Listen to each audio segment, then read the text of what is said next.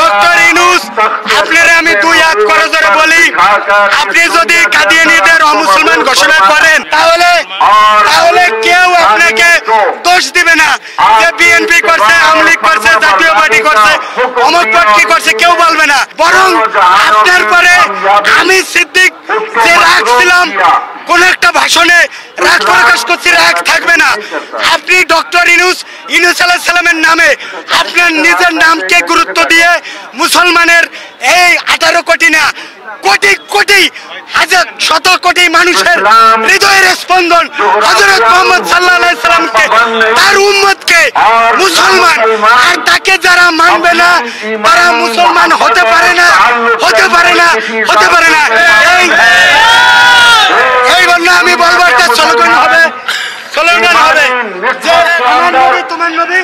वहदत की लड़ी में আমার নবী তোমার নবী, শেষ নবী মুস্তাফা, আমার নবী তোমার নবী, আমার নবী তোমার নবী। নবীর পরে নবী নাই, নবীর পরে নবী নাই, সংসদে আইন চাই,